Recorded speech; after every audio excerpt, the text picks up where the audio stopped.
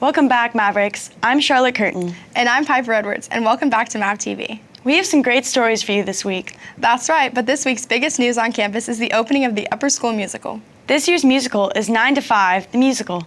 9 to 5 is based on the famous 1980s movie with the same name and featuring music by Dolly Parton. The show opens this Friday at 7:30 p.m. in the Low Theater and concludes with a performance this Saturday, also at 7:30 p.m.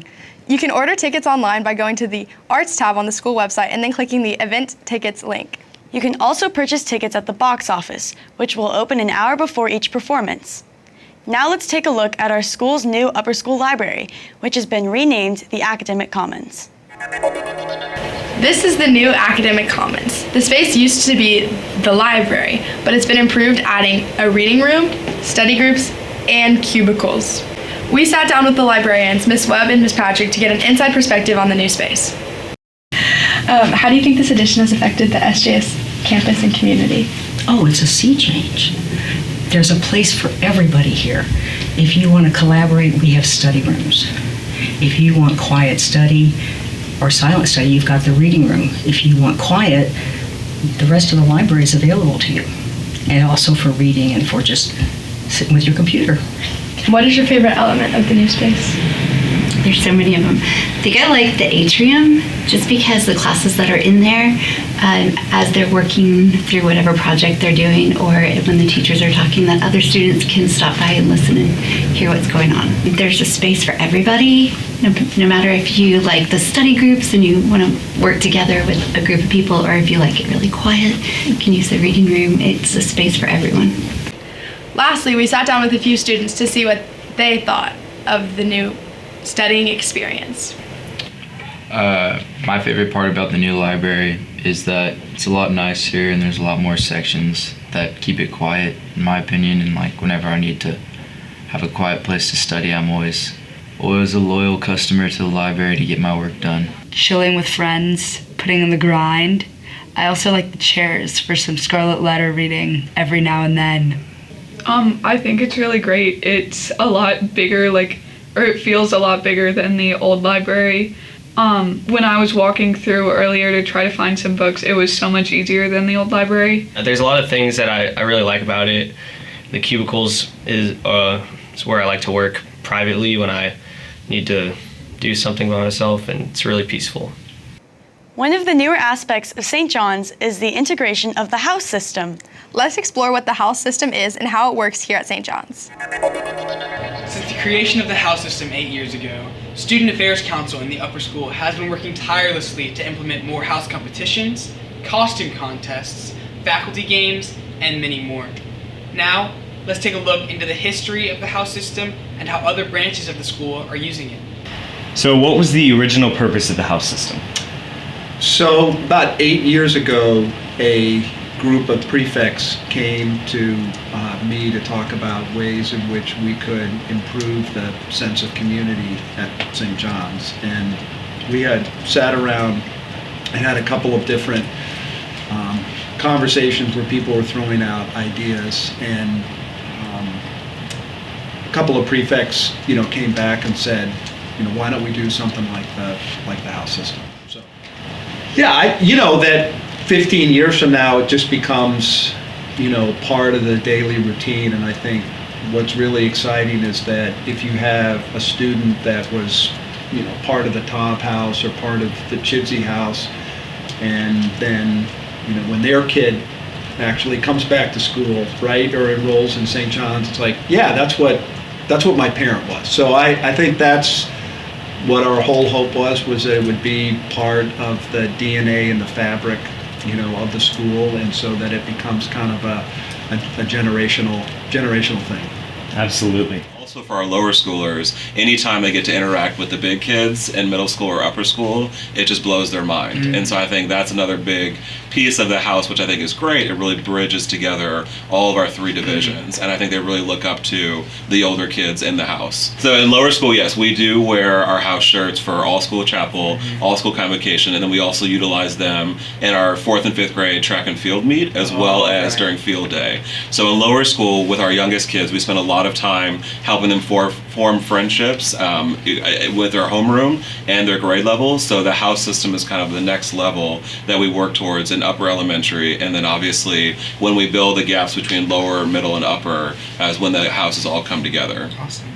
So starting in June, when we have all of our new kindergartners and our new first graders, we explain it like it's Harry Potter. So you'll be sorted into one of these houses. So at the beginning of the year in August, they get a letter, like a very official looking letter that outlines what all the houses, which house they're in, the emblem, the colors, and kind of the history behind the house. And so that's a very big deal because they open up a big box that have all the different color shirts in them, and so the kids then get the letter and the shirt at the same time. Wow, great stuff. SAC has really been ramping up the amount of house competitions in the past couple of years. Chidsey won the 2018 House Cup, and the current standings are Winston, 186, Tobb, 226, Hoodwink, 235, Claremont, 274, Mulligan, 329, and Chidsey with a whopping 629 points. Back to the studio. Now our sports team has some great news to share with us about how the Mavericks performed at this winter's SPC. That's right. The Mavericks made the trek to Greater Fort Worth this past weekend for Winter SPC. Girls basketball won their first 2 games to finish 4th, a program best since 2013. Boys basketball found their only win in their second game versus St. Andrews. Boys soccer had an exciting 3-1 opening win over Oak Ridge. Jack Trent was responsible for all 3 goals. Here's more from these teams. Talking about it, looking forward to it. Everything we do is looking towards the tournament. We're motivated by it. They're setting me up for everything. One of them was a deflection on the shot, and then another one was just a great pass from the line. So just credit to everybody on the field. Everybody just went out and did their job, and I just happened to do the one part in the net. It's great. This is what we worked for all season, so to be able to come out here and put it all on the line, it's fun, it's competitive, and we love it out here. Girls swimming and diving won SPC in a dominant fashion.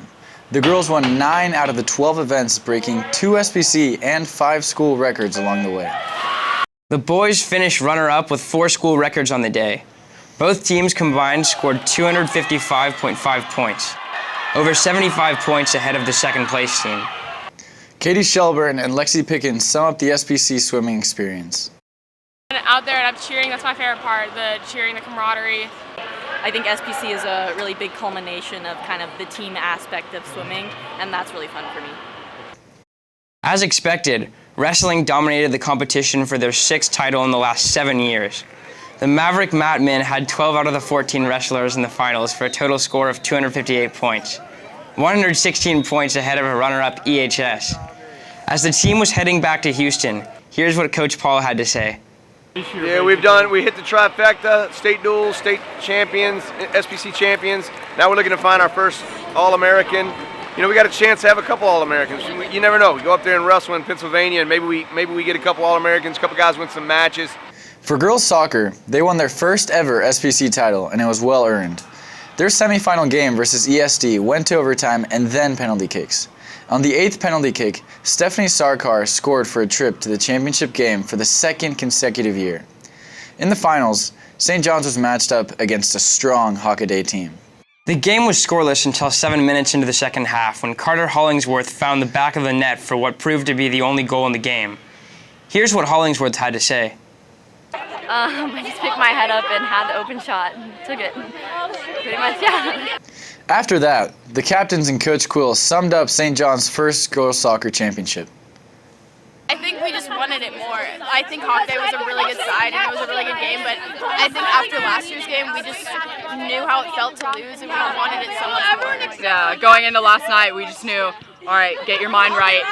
This is going to be a mental game more than it is anything. These are 2 pretty even teams, and whoever wants it more at the end of the day is going to pull out the win. I know that everyone on the field was not just playing for themselves, playing for the seniors, because this is our last game on this team, and we've wanted it for the past 4 years, but also playing for Quill, because she's the one who really made a difference in this program, and it's her last year here, so we really wanted to get this win for her. Yeah. We had a tough one last night, but we had some momentum, and these girls are on a mission.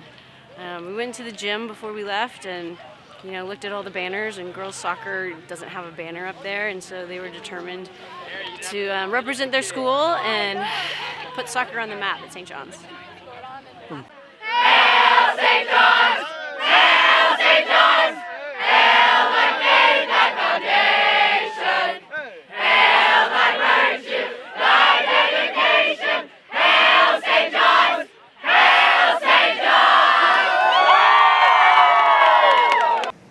One of the busiest departments at St. John's is the food service department.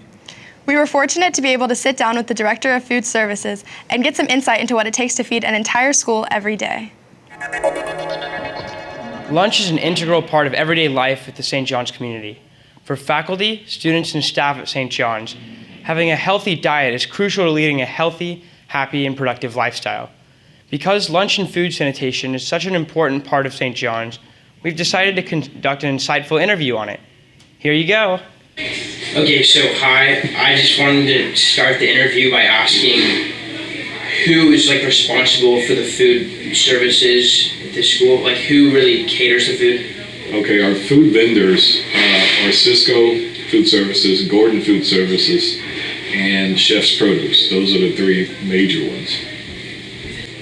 So how involved are you with the hiring process for the staff of the cafeteria? Okay, yes, I'm very, very involved in the hiring process. Initially, I have to identify a need, which means there's an open position in my department. Then I am responsible for teaming with Human Resources to find a qualified candidate for that position. And then I lead the team as far as the interviewing process and the final hiring process. Next, we wanted to see about the cafeteria from the student's perspective. What's your favorite part about the food in the cafeteria? I like how there's a lot of different food that we can choose from, and also that there's a lot of space to eat, so you can eat with friends you can eat outside or you can eat inside. There's a lot of tables, and there's a lot of food to choose from. What do you think about the staff in the cafeteria? I think they're really nice, and they're always helpful whenever I have a question about something. What's your favorite part about the food in the cafeteria? It just tastes really, really good. So that's what I like about it. What's your favorite part about the cafeteria at St. John's? There are always lots of healthy options, friendly people. I don't have to go shopping for myself. So half of my food consumption is taken care of here. And it's got a wide variety of really tasty food. What do you think about the staff in the cafeteria? They're really nice, and they're if you're looking for something, they'll help you, and yeah. After collecting input from many students at St. John's, I can confidently say that I speak on behalf of the entire community when I say that I really appreciate this great cafeteria and the healthy variety of foods that it provides us. Well, Mavericks, it looks like we are having another busy spring, and you can catch it all right here. Please remember to subscribe to us on YouTube so you'll get updates when our new videos are released. We're always looking for great news stories. If you have any ideas for stories you would like to see on MavTV, you can email us at news@sjs.org. Thanks for watching, and we'll see you soon for another edition of MavTV. Go Mavericks!